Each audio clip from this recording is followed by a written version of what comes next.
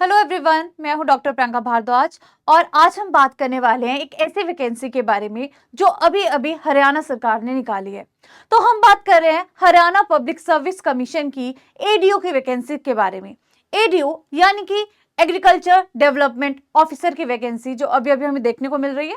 और अगर हम बात करते हैं कि कितनी हमें पोस्ट यहाँ पे देखने को मिल रही है, तो आपको ये जान के बहुत खुशी होगी कि अकेले अगर हम अनरिजर्व्ड की बात करें तो उसमें 448 पोस्ट हमें देखने को मिल रही है। रफली मैं बोल सकती हूँ कि 450 के आसपास हमें जनरल की पोस्ट देखने को मिल रही है। एससी कैटेगरी की भी बात करें तो वहां पे आप देख सकते हो 83 आपको पोस्ट देखने को मिल रही है, किसकी? ओएससी की। और अगर आप डीएससी की बात करो तो यहाँ पे आपको 84 नंबर ऑफ पोस्ट देखने को मिल रही है। सब डिविजन्स की बात करें तो 5 बैकलॉग की है और 78 जो है आपके फ्रेश पोस्ट देखने को मिल रही है। और अगर डीएससी में बात करते हैं तो 5 बैकलॉग की है और 79 आपको फ्रेश यहाँ पे वैकेंसी देखने को मिल रही है। आगे बात करते हैं बैकवर्ड क्लासेस की। तो बैकवर्ड क्लासेस में जब हम नॉन क्रीमी लेयर की बात करते हैं हरियाणा की, तो यहाँ पे भी आपको बीसीए में 57 नंबर ऑफ पोस्ट देखने को मिल रही है और बीसीबी में आपको 24 नंबर ऑफ पोस्ट देखने को मिल रही है। और जो इकोनॉमिकली वीकर सेक्शन है उनकी यहाँ पे हमें 89 पोस्ट देखने को मिल रही है। ओवरऑल देखें यहाँ पे तो 785 नंबर ऑफ पोस्ट यहाँ पे आपको देखने को मिल रही है। इसके अलावा ईएसएम की बात करें अनरिजर्व्ड की तो 36 पोस्ट है। पीडब्ल्यूबीडी की बात करें तो 7 पोस्ट है और पीडब्ल्यूबीडी में अलग अलग कैटेगरीज की बात करें तो 7 और 6 पोस्ट आपको यहाँ पे देखने को मिल रही है।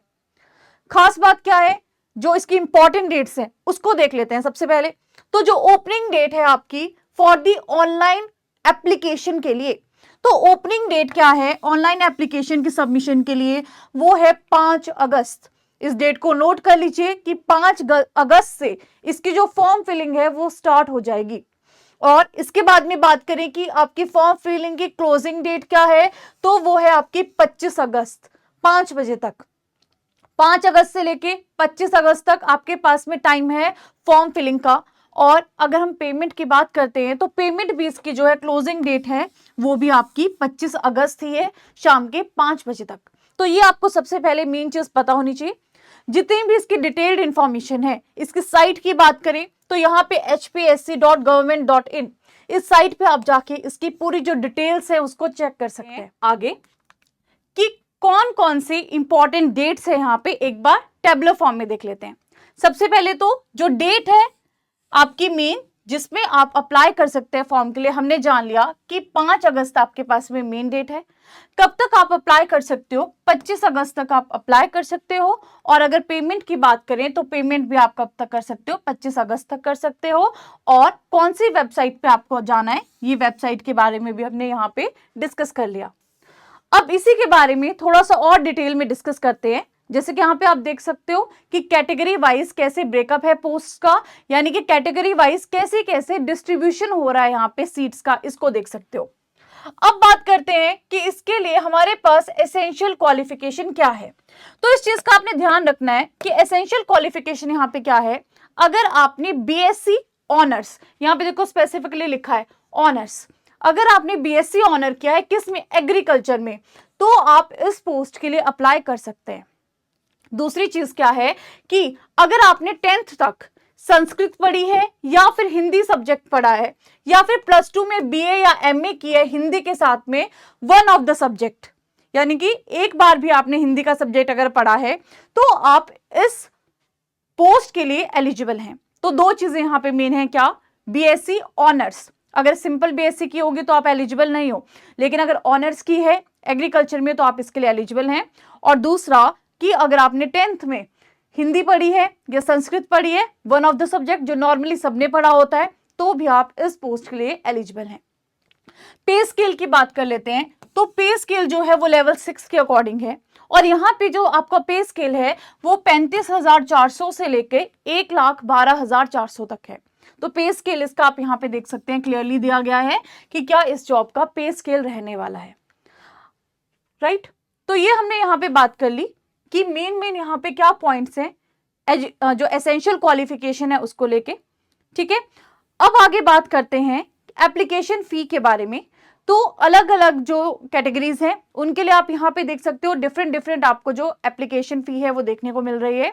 और अगर हम बात करते हैं यहाँ पे जितने भी अदर स्टेट के कैंडिडेट्स हैं, बहुत सारे बच्चे ये सवाल पूछते हैं कि क्या हम भी इस स्टेट के एग्जाम के लिए अप्लाई कर सकते हैं, तो हाँ जी बिल्कुल आप भी इसके लिए अप्लाई कर सकते हो। और इसके अलावा अगर हम बात करते हैं आगे कि इसका जो एडमिट कार्ड है वो तो आपको एक बार यहाँ पे जाके साइट पे रजिस्टर करना पड़ेगा और उसके बाद में जाके आपको इसका जो एडमिट कार्ड है वो लेटर स्टेज पे इशू होगा। नाउ एज लिमिट की बात कर लेते हैं कि एज लिमिट यहाँ पे क्या है। तो एज लिमिट की अगर हम बात करें तो 18 वर्ष से लेके 42 वर्ष तक, यानी कि 18 साल से लेके 42 साल तक अगर आपकी एज है और आपके पास में एसेंशियल क्वालिफिकेशन है तो आप इसके लिए अप्लाई कर सकते हो।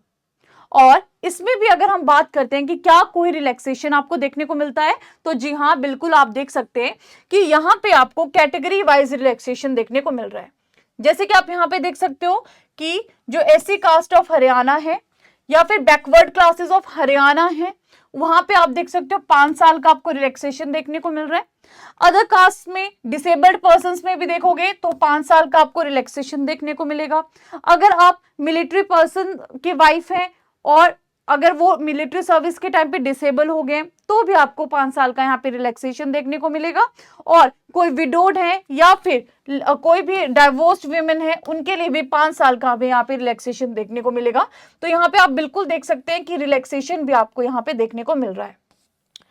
अब रिलैक्सेशन की हमने बात कर ली कि क्या क्या रिलैक्सेशन का पैटर्न है यहाँ पे, तो हमें पता होना चाहिए कि जो मेनली आपको यहाँ पे रिलैक्सेशन भी दिया जाता है तो कैटेगरी बेसिस पे भी दिया जाता है। तो जो भी आपके हरियाणा के डोमिसाइल लोग हैं उनको यहाँ पे रिलैक्सेशन दिया जाता है।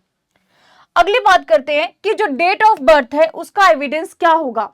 तो जनरली जब भी हम डेट ऑफ बर्थ की बात करते हैं, जो आपका 10th का सर्टिफिकेट होता है या फिर जो मैट्रिकुलेशन का सर्टिफिकेट होता है वो आपका डेट का एविडेंस होता है, आपका बर्थ डेट का एविडेंस होता है। तो यहाँ पे 10th का जो सर्टिफिकेट है या इक्विवेलेंट कोई एकेडमिक सर्टिफिकेट है वो यहाँ पे वैलिड रहेगा डेट पर्पज के लिए कि आपके बर्थ डेट यहाँ पे क्या है। अब इसके बाद में आगे बात करते हैं, तो ये हमारे पास में मेन चीजें हैं। मोड ऑफ एग्जामिनेशन, अब इसका मोड ऑफ एग्जामिनेशन क्या रहने वाला है, तो अभी इसका जो मोड ऑफ एग्जामिनेशन है वो कुछ दिनों में बहुत ही क्लियर हो जाएगा। लेकिन फिलहाल के लिए इन्होंने क्या बोला है कि अगर बहुत सारे नंबर ऑफ कैंडिडेट्स इस पोस्ट के लिए अप्लाई करेंगे तो शुरुआत में ये लेंगे स्क्रीनिंग टेस्ट। तो बेसिकली शुरुआत में ये क्या करेंगे, स्क्रीनिंग टेस्ट लेंगे और उसके बाद में सब्जेक्ट नॉलेज टेस्ट होगा और बाद में आपका इंटरव्यू होगा। तो यहाँ पे जो स्क्रीनिंग टेस्ट होगा, स्क्रीनिंग टेस्ट कैसा होगा, सब्जेक्टिव टाइप का आपका जो स्क्रीनिंग टेस्ट है वो नहीं होगा, ऑब्जेक्टिव टाइप का होगा, एमसीक्यू टाइप का होगा। स्क्रीनिंग टेस्ट जो है ये आपका एमसीक्यू बेस्ड होगा, जहां पे आपको जीके हो गया, रीजनिंग हो गया, इसके क्वेश्चंस देखने को मिलेंगे, यानी कि प्री होगा। और ये कैसे नेचर का होगा, सिर्फ आपको इसको पास करना होगा, यानी कि ये सिर्फ और सिर्फ आपका क्वालिफाइंग नेचर का होगा। एक बार जब आप स्क्रीनिंग टेस्ट को क्वालिफाई कर लेंगे तो उसके बाद में आप सब्जेक्ट नॉलेज टेस्ट को दे सकते हो और उसके बाद में आपका इंटरव्यू होगा। अब यहाँ पे इन्होंने 2-4 चीजें बहुत ही क्लियरली लिख दी हैं कि जब एक बार हम मोड ऑफ एग्जामिनेशन की यहाँ पे बात कर रहे हैं और हम रिक्रूटमेंट प्रोसेस की बात कर रहे हैं और स्क्रीनिंग टेस्ट की बात करें, तो जो स्क्रीनिंग है यहाँ पे कुछ बेसिस दिए हैं इन्होंने कि किस बेस पे हम स्क्रीनिंग कर सकते हैं। हो सकता है कि वो क्या करें, आपका कितने % ऑफ मार्क्स आपके क्वालिफिकेशन में, जो आपकी एजुकेशनल क्वालिफिकेशन है उसमें कितने % ऑफ मार्क्स हैं, उसके बेसिस पे स्क्रीनिंग कर सकते हैं। या फिर अलग अलग जो आपकी एकेडमिक क्वालिफिकेशंस हैं उसकी कितनी वेटेज बन रही है उस बेसिस पे कमीशन स्क्रीनिंग कर सकता है, या फिर डिजायरेबल क्वालिफिकेशन के बेसिस पे स्क्रीनिंग कर सकता है।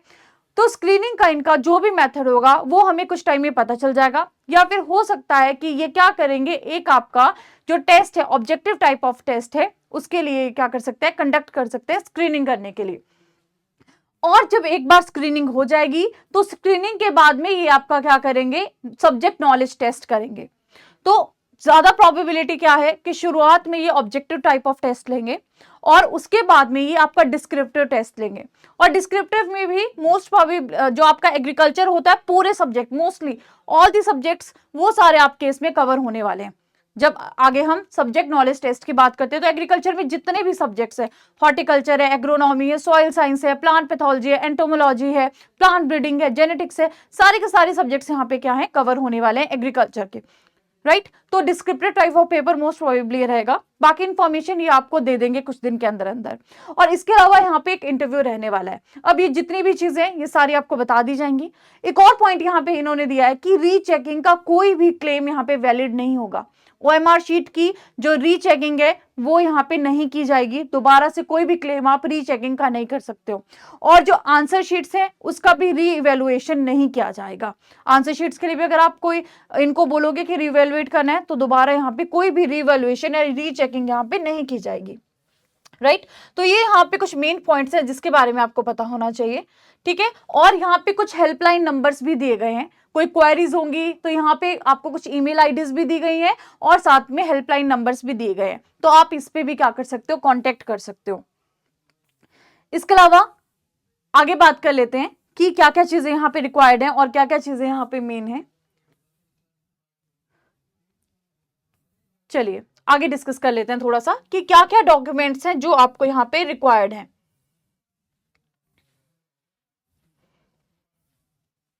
चलिए, तो जब भी आप एप्लीकेशन फॉर्म को फिल कर रहे होंगे तो आपको सबसे पहले तो ना साइट पे जाके रजिस्टर करना पड़ेगा, और रजिस्टर करके आपको अपने फोन नंबर के साथ में या फिर अपने जो आधार कार्ड नंबर है, आधार कार्ड नंबर के साथ में वहां पे लॉगिन करना पड़ेगा। और ध्यान रखिएगा कि जो भी आप अपना आधार कार्ड यूज करें वो अपडेटेड वन हो। उसके बाद में आपके पास में एक लॉगिन आईडी आ जाएगी और आपको अपने जितने भी पर्टिकुलर्स हैं उनको फिल करना है वहां पे, और जो डॉक्यूमेंट्स रिक्वायर्ड हैं उनको फिल करना है, और अल्टीमेटली आपको वहां पे क्या करना है, पेमेंट करना है।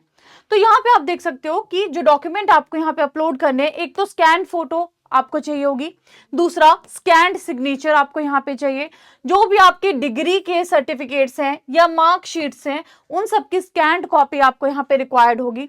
इसके अलावा अगर आपका कोई भी किसी भी तरह का कोई सर्टिफिकेट है तो उसकी भी स्कैन्ड कॉपीज आपको यहाँ पे रिक्वायर्ड होंगी। और अगर आप किसी भी कैटेगरी को बिलोंग कर रहे हो, चाहे वो आपकी नॉन क्रीमी लेयर है, ओबीसी कैटेगरी है, एससी कैटेगरी है, कोई भी सर्टिफिकेट आपके पास में है ना, तो उन सब की जो स्कैन्ड कॉपी है वो आपको डेफिनेटली यहाँ पे चाहिए होगी। जो आधार कार्ड है, आधार कार्ड की स्कैन्ड कॉपी भी यहाँ पे रिक्वायर्ड है। अगर आप डोमिसाइल हैं, हरियाणा के ही रहने वाले हैं, तो हरियाणा का भी जो डोमिसाइल सर्टिफिकेट है वो भी यहाँ पे लगेगा। और जो आपका एज रिलैक्सेशन है, किसी को अगर एज रिलैक्सेशन को क्लेम करना है तो यहाँ पे जो एज रिलैक्सेशन सर्टिफिकेट है वो भी आपका यहाँ पे लगने वाला है।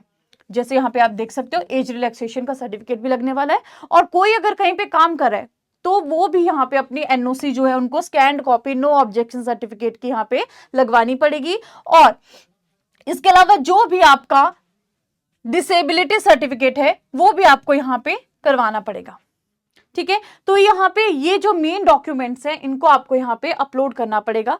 इसके अलावा नेशनैलिटी की अगर बात करें तो आपको पता है कि जो इंडियन सिटीजन आपका होना चाहिए, है ना।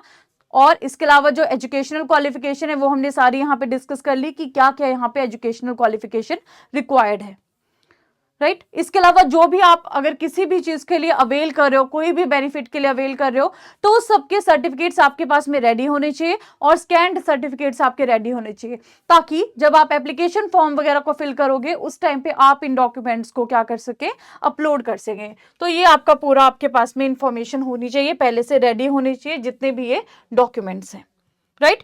तो ये हमारे पास में मेजर नोटिफिकेशन है जो आपकी हरियाणा एडीओ की नोटिफिकेशन आई है। और यहाँ पे जब आप फर्स्ट पेज देखेंगे तो यहाँ पे बताया भी गया है कि अगर आपको यहाँ पे एप्लीकेशन फॉर्म को फिल करना है तो पहले रजिस्टर करना है, फिर अपने पर्टिकुलर्स को फिल करना है, फिर पेमेंट करनी है फीस की, और फाइनली आप क्या करोगे, सबमिशन कर दोगे अपने एप्लीकेशन फॉर्म का। डिटेल्ड प्रोसीजर की बात करें, अगर आपको डिटेल चाहिए होगा कैसे फॉर्म को फिल करना है, क्या करना है, तो भी आप हमसे पूछ सकते हैं। अदरवाइज अगर आप साइट पे जाएंगे तो वहां आपको स्टेप बाय स्टेप मिलते जाएंगे और आपको पता चल जाएगा। जैसे कि मैंने आपको बताया कि लॉगिन आईडी आपकी क्रिएट होगी, तो लॉगिन आईडी के लिए आपको सबसे पहले अपने फोन नंबर के साथ में लॉगिन करना पड़ेगा और अल्टीमेटली उसके थ्रू ही आप आगे क्या करेंगे, बाकी के स्टेप्स को फॉलो करते जाएंगे। तो यहाँ पे आप देख सकते हैं दूसरा कि जो आधार कार्ड है उसको आपको अपडेटेड रखना है। जो आप आधार कार्ड यूज करोगे वो आपने अपडेटेड वाला आधार कार्ड यहाँ पे यूज करना है।